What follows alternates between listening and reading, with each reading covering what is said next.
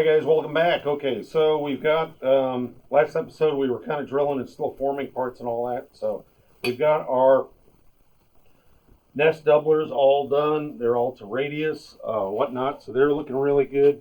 We've got our hinges cut. In the kit you get from Vans, they give you flat pattern 063. You can also just buy the hinges if you want to. Some folks have done that. Not hard to make, but if you don't have a brake or shear or anything to cut that up, that could be problematic. So that's an option for you to do. And then everything else, like I said, everything we do, and this is just what we do in our shop, is everything's been acid etch, iodine, epoxy prime. We're using a epoxy polyamide primer. That's what we use. That's what I use. I've been using it for a long time. Use whatever you want, or use whatever you don't want. Whatever floats your boat. Nothing going on here. So what I'm going to do is I think I'm going to put you on time lapse, and basically all we're going to be doing is riveting this thing together, getting it all clean-cut up and get it riveted together. So nothing really to write home about on that. Anyway, we're going to rebuild the spar, get it back together, and get that going, and then we'll inject that into the horizontal stabilizer. Now the horizontal stabilizer, I'll bend over here, pick it up. It looks a little different from last you saw it. Before, it had a beautiful red urethane paint scheme on it. We stripped that off. The reason being is typically when I'll do, we know that we're going to crack paint on all these trailing edge rivets. That's a given. So if I was to go in and block that and all that, typically what I do is I would take that up to, I'd go and blend that into a skin lap. So it's not quite so noticeable. However, there's no skin lap on this. The horizontal stabilizer is small, so we just did a strip, and this will get a complete prime and repaint, and then it'll basically look like no one's ever touched it. So that's the deal there. When we did strip it, you can see I've got some clecos here. We've got a piece of angle, and we have a piece of metal in there resembling the kind of faking out the rear spar so that the stabilizer is stout, and we're not putting any bending on this forward spar. So if you do have to take your spar out to do what you need to do, then just be careful, and it's going to be very wimpy and all that, so put some temporary bracing in. So that's what's going on there. We'll put this on time lapse, and we'll see you in a little bit.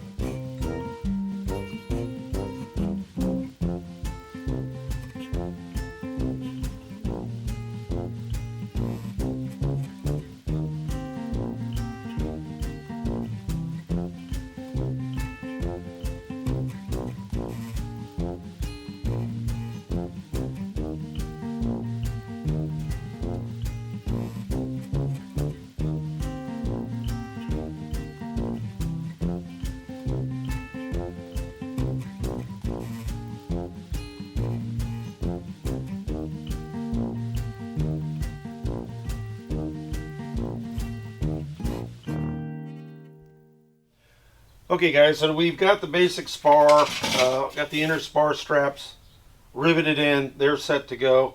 Now what I did is, and this is the way I do it, I'm not, like I said, I'm not an RV guy, just been doing this for a long time. I tape the rivets in place. That way I can do a whole mess of them. Lots of Clecos. Nothing wrong with that. And then this is the blue tape here you see remaining. That's what I call my stupid tape. That keeps me from putting rivets in things that I don't want to. In the middle here we have attachment to the aircraft from the aircraft, I believe, to the aircraft to the horizontal stabilizer to the rudder post, I believe. In this area here, here is root ribs. They get tagged into the spar. They come in this way, and then we've got the inboard hinges here. So those will be going on just as they were taken off. So they're just going to get riveted in place. As soon as we get those guys in place, then we will be back to basically a standard spar. What I'm going to do then is I'll bring a second camera in and I'll show you Bulletin 36 assembling those parts. But right now we're just trying to get the basic spar screwed back together. So that's what's going on. Back in a flash.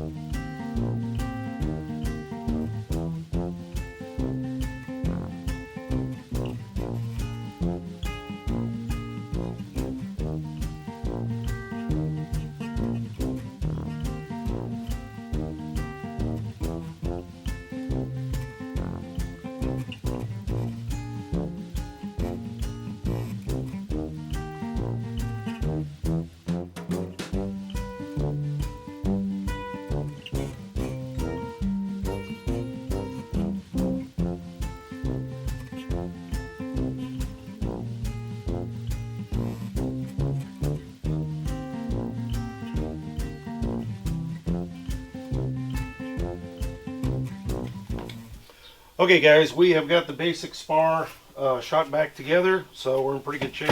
We're ready to put the, I think this is the 316, and then we're going to also add, I talked about earlier that we're going to put the, I think this is the 718.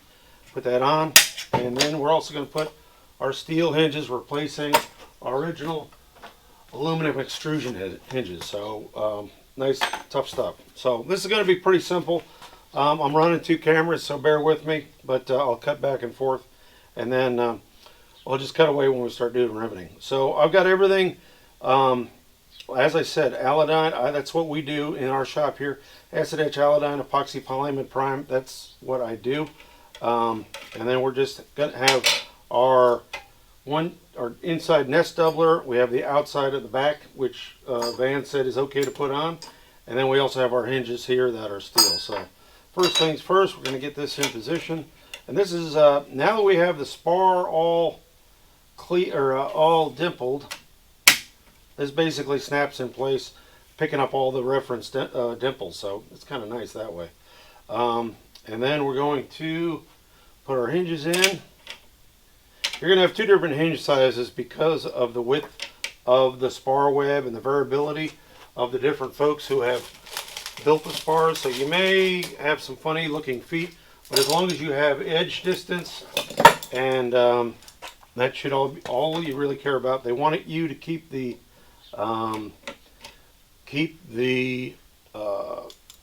hinge out of the radius of the nest doubler. So just be real mindful of that.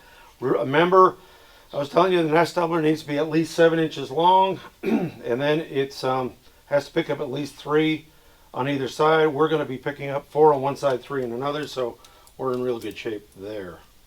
Okay, so we're going to get our hinges kind of in place here. Boom. Put those in like that. And then we'll get our doubler on, like so. Pick up our Clecos.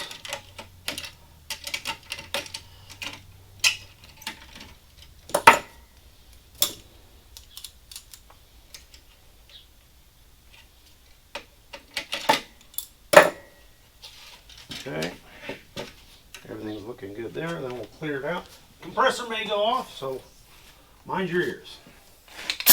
we put a lot of paint on. I shouldn't say we put a lot of. When we prime things, we actually also end up getting primer in the hole. So you just have to clean the primer out of the hole so we have a good fit for our rivets.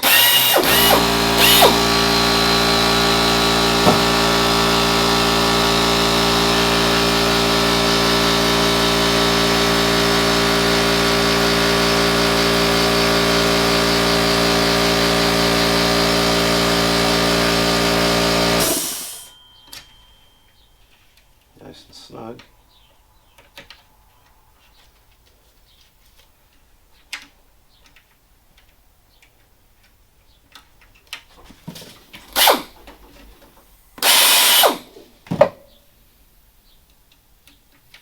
And we're shooting a, it's about a 4.6. On these here, per the prints, they were 4.7s. That works out fine. And then we ended up shooting a 4.5 for the, I'm trying to think. No, actually cut a very long one for the inboard hinges. And then these are, as I said, these are about a 4.6, I guess. So, and we can squeeze all these. The hinges here, we had to shoot those with the gun, no problem. Nice fresh material, so it wasn't any big deal. I may fast forward some of this stuff for just so you don't get bored.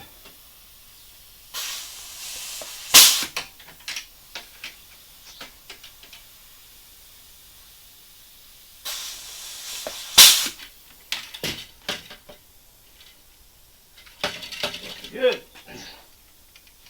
Zoom, zoom. Try to bring you back to stage center, but it's kind of tough with a long piece of equipment like this. So that one.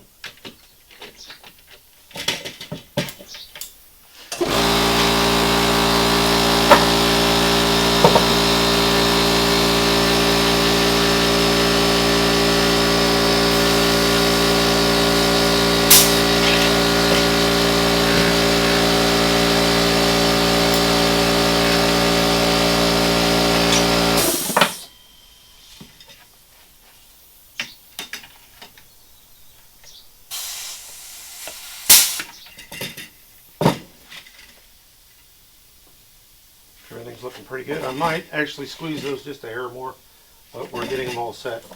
I'll come back. There's a couple other things a couple of other things I'm going to have to do. They're from the prior builder. There's a couple little hiccups that we're going to have to fix on the skins before we put this in. So we'll do a little cutaway and then we'll come back to you. Shouldn't be that big a deal though.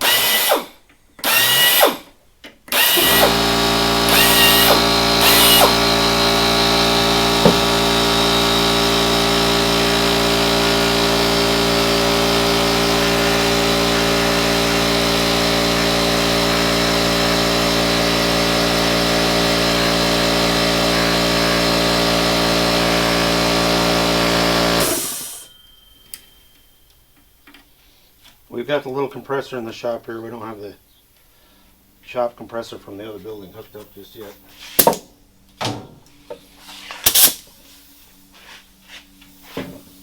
And we're just going to squeeze them up.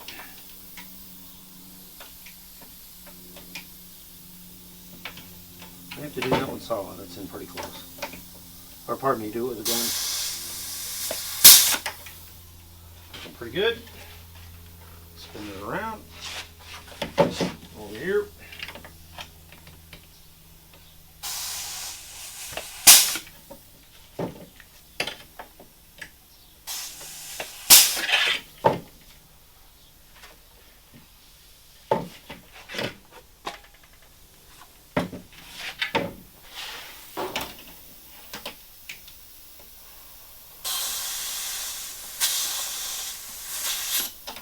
Yep. Sometimes you just can't win.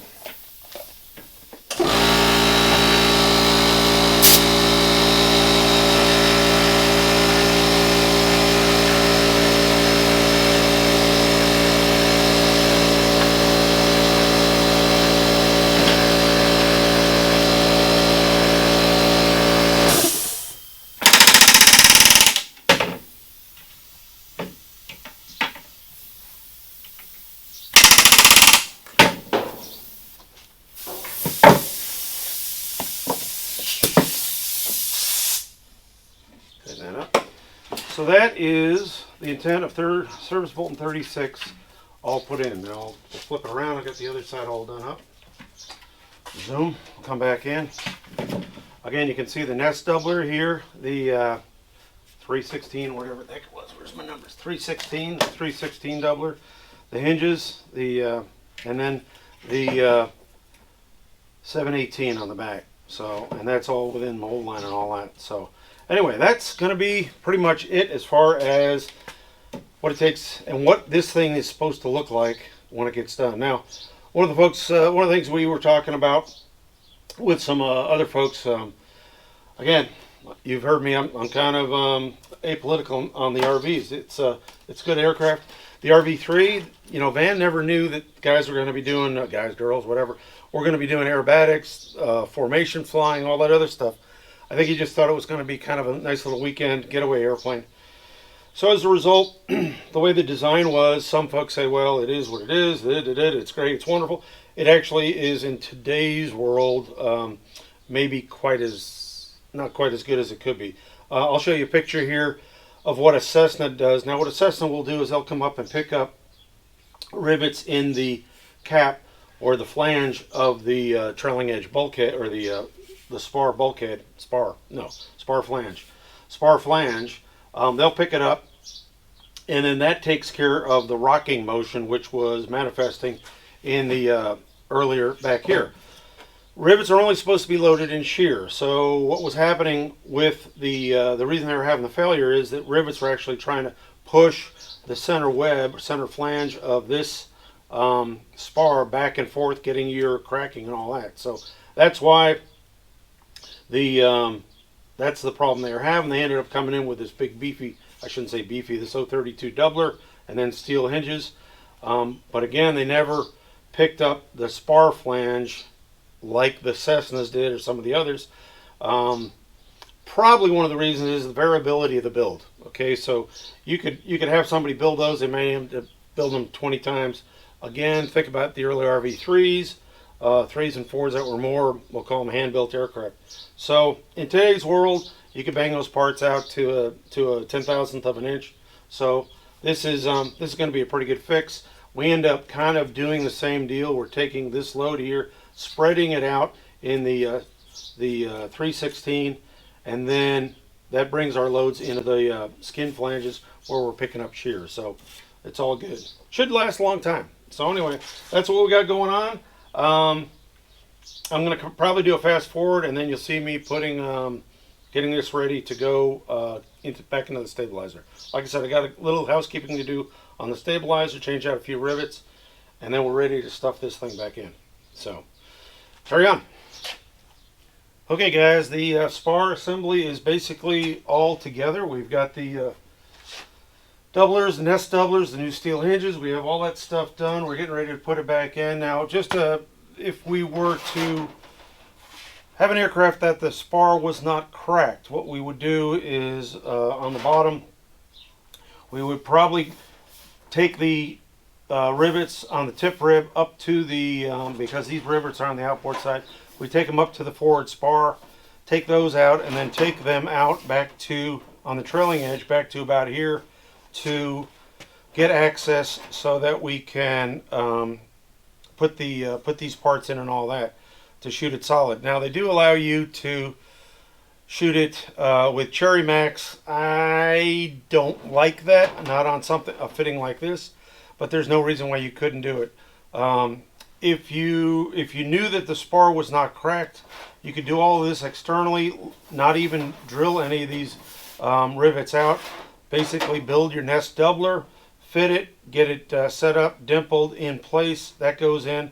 Your hinges, get those fitted, drilled, match drill those, go put those in, and then you can do everything externally. So Vans gives you the solid rivets for the trailing edge, and they also give you the Cherry Max for the hinges. Whatever floats your boat. If you have a cracked spar, any spider cracks, you're going to have to go in with a doubler, that 718 doubler. If you have to do that, you will have to peel this back. If you don't, you don't. But you know, if you had just built an aircraft, you're probably fine with just Cherry Maxing these in. But If you have any kind of cracked spar, spider cracks, then yeah. If they get into the flange, the spar must be replaced. And I'll tell you right now, if you're going to try to take a spar out and replace it, just take the whole spar out. It's not that hard to do. Just a lot of little rivets. They don't get squeezed, so it's an easy peasy thing. But just take the whole spar out, repair it in situ, and then put it back. Otherwise, you're going to be trying to fight and all that and trying to shoot these rivets. It's going to be a mess. So if you do have one spar that needs to be replaced, just take the whole spar out and spar assembly out. Replace the parts as you want. So that's what's going on. I'm going to go back to time lapse, and we're going to Cleco, put about 1,000 Clecos in this thing, and start getting ready to squeeze all the rivets in this. So here we go.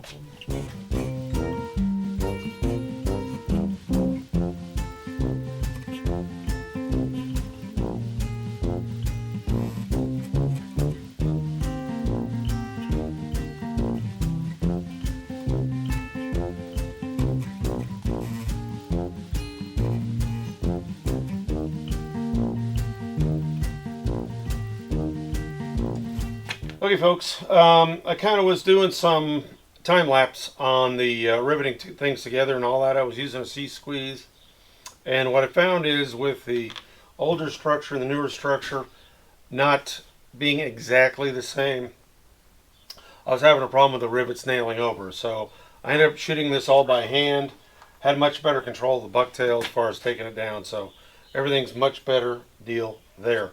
So I've got the end rivets on the spar, have the inboard ribs all done, everything's all set up. All these rivets along the trailing edge are all complete. Hinge, middle hinge is all done, so everything's set that way. So we're in pretty good shape. This aircraft, or this thing's ready to go back to the owner, but this actually get painted first. Owner asked us to paint it, so we'll end up painting it. As far as the touch time hours to do this repair concerning 2 spar replacement, which is going to be your worst case scenario, I think your worst case scenario, unless you find something, is about 16 touch hours. I think you could probably, first time out might take you a little more, but 16 touch hours is about right. And that includes, we iodine and primed everything. So that's what that kind of entailed. Did some filming and all that, so it took us a little longer. But I think you can definitely do that. As far as just cherry maxing a repair on, or cherry maxing the kit on, I can't imagine it taking more than a couple hours. Hardest thing is going to be getting the as far as getting access to it, it's going to take you longer probably to get the elevator off and that kind of stuff than it is actually to do the repair, if you have to do it in position. Again, in position, you're probably looking, I'd say a couple hours, maybe 4 hours. I'd say I'd flight plan at least 4 to 6 hours to do what you need to do. Paint and all that'll be over and above. So that's Service Bulletin 36 on an RV3 anyway. So that's what's going on here. We're pretty well done with this job. Moving on to the next. So go fly yourself. Most importantly on this, if you like these kind of content, these kind of videos, definitely like, share, subscribe, notify. Leave a comment below whether you liked it, you hated it, or whatever. But hopefully we'll have more of these things coming along. But this is I was kind of a little intimidated at first looking at some of the publications and all that, but really, no big deal. Anybody can do it.